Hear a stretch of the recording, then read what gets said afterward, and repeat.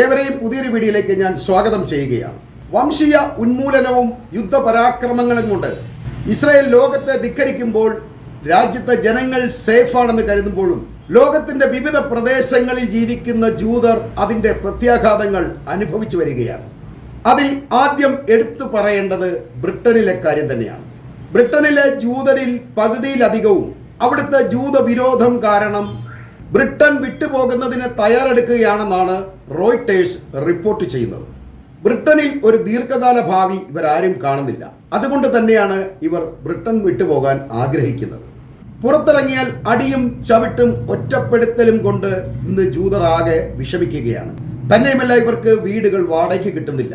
കൂടാതെ അവരെ ജോലികളിൽ നിന്നും മാറ്റി നിർത്തുന്നു. അതുകൊണ്ട് ജൂതർ അവരുടെ വിശ്വാസപ്രകാരം തലയിൽ ധരിക്കുന്ന കിപ്പ പോലും മാറ്റിവെച്ച് താടി പഠിച്ച് ഷേവ് ചെയ്ത് തങ്ങൾ ജൂതരാണെന്ന് അറിയിക്കാതെയാണ് ഇപ്പോൾ പലരും ബ്രിട്ടനിൽ കഴിയുന്നത്. ഇത് അവരെ മാനസികമായി വളരെയധികം ബുദ്ധിമുട്ടിക്കുന്നുണ്ട്. ഗസയിലും ലെബനനിലും നടന്ന കൂട്ടക്കൊലയ്ക്കും ആക്രമണങ്ങൾക്കും ഇരയായത് മുസ്ലിങ്ങൾ മാത്രമല്ല, ക്രിസ്ത്യാനികളുമുണ്ട്. ഗസയിലുള്ള അതിപുരാതനമായ ക്രിസ്ത്യൻ ചർച്ചായ സെന്റ് പോർഫിറിയസ് തകർത്ത് തരിപ്പണമാക്കിയ സയനിസ്റ്റുകളുടെ പ്രവൃത്തി കേരളം ഒഴിച്ചുള്ള ഭൂമിയിലെ സകല ക്രിസ്ത്യാനികളുടെയും മനസ്സിനെ മുറിവേൽപ്പിച്ച സംഭവമാണ്. 2 കൊല്ലമായി ക്രിസ്തുമസ് പോലും ആഘോഷിക്കാൻ കഴിയാതെ ഗസയിലും ലെബനോനിലുമുള്ള ക്രിസ്ത്യാനികൾ ദുഃഖത്തിലാവുമ്പോൾ ക്രിസ്ത്യൻ ഭൂരിപക്ഷമുള്ള രാജ്യങ്ങളിൽ സസുഖം വാഴാമെന്നുള്ള ജൂതന്മാരുടെ മോഹത്തിന് ക്രിസ്ത്യൻ സംഘടനകൾ തന്നെയാണ് വിലങ്ങു തടിയാവുന്നത്. അതിവേഗം മുസ്ലിം മതപരിവർത്തനം നടത്തുന്ന ബ്രിട്ടനിൽ ക്രിസ്ത്യാനികൾക്ക് ഐക്യദാർഢ്യം പ്രഖ്യാപിച്ചുകൊണ്ട് മുസ്ലിങ്ങളും ഒപ്പമുണ്ട്. എന്നാൽ ലോകത്ത് നടക്കുന്ന ജൂതവിരോധത്തിന്മേലുള്ള ക്രിസ്ത്യൻ പകയുടെ കാര്യങ്ങളൊന്നും അറിയാതെ കേരളത്തിലെ അടച്ച മുറികളിലിരുന്ന് സയനിസ്റ്റുകളെ പിന്തുണയ്ക്കുന്ന ക്രിസംഗി കുഞ്ഞുങ്ങൾ ജൂതരാജ്യത്ത് കിട്ടാൻ സാധ്യതയുള്ള ഒരു അടുക്കള പണിയുടെയും വൃദ്ധതീട്ടം കോരലിൻ്റെയും തൂമ്പാപ്പണിയുടെയും സൗഭാഗ്യമോർത്താണ് ജൂതസ്നേഹം പ്രകടിപ്പിക്കുന്നത് എന്ന് ചിന്തിച്ചാൽ നമുക്ക് മനസ്സിലാവുന്നതേയുള്ളൂ. എന്നാൽ അവർ മനസ്സിലാക്കേണ്ടത് യുദ്ധം കഴിഞ്ഞാലും തൊട്ടപ്പുറത്തുള്ള പലസ്തീൻ മുസ്ലിങ്ങളെ ആശ്രയിക്കാതെ ജൂത തൊഴിൽ മേഖലയ്ക്ക് വേറെ രക്ഷയില്ല എന്നുള്ളതാണ്. ഈ പലസ്തീനികൾ പോലും വിട്ടൊഴിഞ്ഞു പോകുന്ന തൊഴിലിലേക്കാണ് മലയാളികൾ ചെന്ന് കയറി കൊടുക്കുന്നത്. അത് വളരെ ശമ്പളം കുറഞ്ഞ ജോലികൾക്കാണ് ഇവർ എത്തുന്നത്. ഇസ്രയേലിൽ മികച്ച ജോലികൾ ചെയ്യുന്ന മലയാളികൾ ഏറെ ഉണ്ടാവില്ല. ഈ വൃദ്ധരെ സംരക്ഷിക്കലും മലമ്പാരലും തൂമ്പാപ്പണിയും അടുക്കളപ്പണിയും ഒന്നും ഈ ജൂതരാജ്യത്ത് മാത്രമല്ല കേട്ടോ, അത് ലോകത്തുള്ള എല്ലാ രാജ്യങ്ങളിലുമുണ്ട്. എന്നാൽ അവിടേക്കൊന്നും പോകാതെ എപ്പോഴും യുദ്ധത്തിൻ്റെ നിഴലിൽ നിൽക്കുന്ന ജൂതരാജ്യത്തെ കുറഞ്ഞ തൊഴിൽ സ്വപ്നം കാണുന്ന മലയാളി ക്രിസംഗികൾ ഈ സയനിസ്റ്റ് അടിമയാകാൻ വെമ്പുന്ന മനസ്സുള്ളവരാണ് എന്നാണ് നാം മനസ്സിലാക്കേണ്ടത്. അതുകൊണ്ടാണ് അവർ എപ്പോഴും സയനിസ്റ്റുകളെ പിന്തുണയ്ക്കുന്നത്. എന്നാൽ ലോകം മുഴുവൻ ക്രിസ്ത്യാനികൾ ഈ സയനിസ്റ്റുകൾക്ക് എതിരാണ്. അതിന് നേർ വിപരീതമാണ് നമ്മുടെ കേരളത്തിലെ സ്ഥിതി. ഈ ജൂതവിരോധം ബ്രിട്ടനിൽ മാത്രമല്ല, അമേരിക്കയിലും പോളണ്ടിലും കാനഡയിലും മറ്റ് യൂറോപ്യൻ രാജ്യങ്ങളിലും എല്ലാമുണ്ട്. സയനിസ്റ്റുകളെ ഭീകരരായാണ് ഇന്ന് ലോകത്തെ ഭൂരിപക്ഷം ജനങ്ങളും കാണുന്നത്. എന്നാൽ ഈ വിരോധത്തെല്ലാം മറികടന്നുള്ള മറ്റൊരു വാർത്തയാണ് ന്യൂസിലൻഡിൽ നിന്നും വരുന്നത്. ന്യൂസിലൻഡ് ഒരു മുസ്ലിം ഭൂരിപക്ഷ പ്രദേശമല്ല, ഒരു മുസ്ലിം രാജ്യവുമല്ല.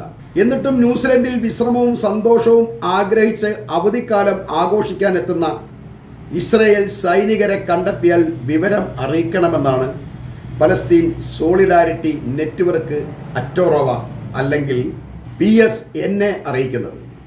ഇസ്രായേൽ വംശഹത്യ ട്രാക്കർ എന്ന ടെലഗ്രാം ഗ്രൂപ്പിൽ നിന്നാണ് ഈ ആഹ്വാനം ഉണ്ടായിരിക്കുന്നത്. ഇത് ലോകത്തുള്ള മുഴുവൻ ജൂതർക്കിടയിലും പരിഭ്രാന്തി പരത്തിയിട്ടുണ്ട്. അവർക്ക് ലോകത്തെങ്ങും സഞ്ചരിക്കാൻ കഴിയാത്തൊരവസ്ഥയാണ് ഇന്നിപ്പോഴുള്ളത്. 21ാം നൂറ്റാണ്ടിലെ ഏറ്റവും ഭീകരമായ യുദ്ധക്കറ്റവാളിയായ ഇസ്രായേലിൻ്റെ സൈനികർക്ക് ഇനിയുള്ള കാലം ഭൂമിയിൽ വിശ്രമവും സന്തോഷവും നൽകില്ല എന്നാണ് ഇവർ ഉന്നയിക്കുന്ന ആശയം. അത് ലോകത്തുള്ള ക്രിസ്ത്യാനികളെ കാര്യമായി തന്നെ സ്വാധീനിച്ചിട്ടുണ്ട്. സയനിസ്റ്റ് ഭീകരരെ ന്യൂസിലൻഡിലേക്ക് ക്ഷണിക്കുന്ന സർക്കാരും പ്രതിക്കൂട്ടിലാണെന്നാണ് PSNAയുടെ നാഷണൽ ചെയർമാൻ ജോൺ മിൻഡോ ഫേസ്ബുക്കിൽ കുറ്റപ്പെടുത്തിയിട്ടുള്ളത്. എന്നാൽ ഇതിനെ ന്യൂസിലൻഡിലെ രാഷ്ട്രീയക്കാർ എതിർക്കുന്നുണ്ട്. ന്യൂസിലൻഡിന്റെ ഉപപ്രധാനമന്ത്രിയും വിദേശകാര്യമന്ത്രിയുമായ വിൻസ്റ്റൺ പീറ്റേഴ്സ് ഈ ഹോട്ട്ലൈനെ അങ്ങേയറ്റം ഏകാധിപത്യ സ്വഭാവം എന്നാണ് അപലപിച്ചിരിക്കുന്നത്. ഡോപ്പ് ദി ഹോട്ട്ലൈനിലൂടെ സയനിസ്റ്റുകളെ തിരിച്ചറിയാനുള്ള ജോൺ മിന്റോയുടെ ആഹ്വാനം ഫാസിസത്തിന്റെയും വംശീയതയുടെയും അക്രമത്തിന്റെയും ജാഗ്രതയുടെയും പ്രോത്സാഹനത്തിന്റെ അതിരുകടന്ന പ്രകടനമാണ് എന്നാണ് ഈ വിൻസ്റ്റൺ പീറ്റേഴ്സ് മുന്നറിയിപ്പ് നൽകുന്നത്. എന്നാൽ നിങ്ങൾ മനസ്സിലാക്കേണ്ടത് ഈ സയനിസ്റ്റ് ഭീകരതയും കൂട്ടക്കൊലകളും മുസ്ലിങ്ങളെക്കാൾ ക്രിസ്ത്യാനികളെയാണ് ഇന്ന് ഏറ്റവും അധികം മുറിവേൽപ്പിച്ചിരിക്കുന്നത്.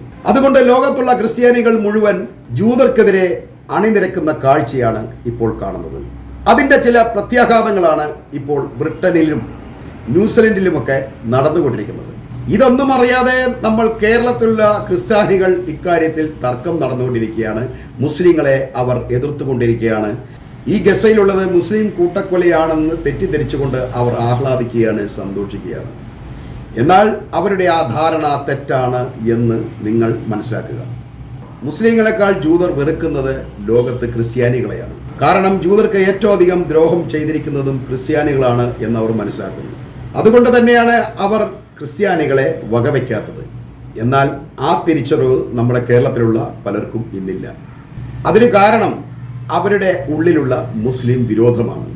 എന്നാൽ ലോകത്ത് ക്രിസ്ത്യാനികളും മുസ്ലിങ്ങളും ഒറ്റക്കെട്ട് തന്നെയാണ്. അത് മനസ്സിലാക്കുക. ഞാൻ ഈ വീഡിയോ ഇവിടെ അവസാനിപ്പിക്കുകയാണ്.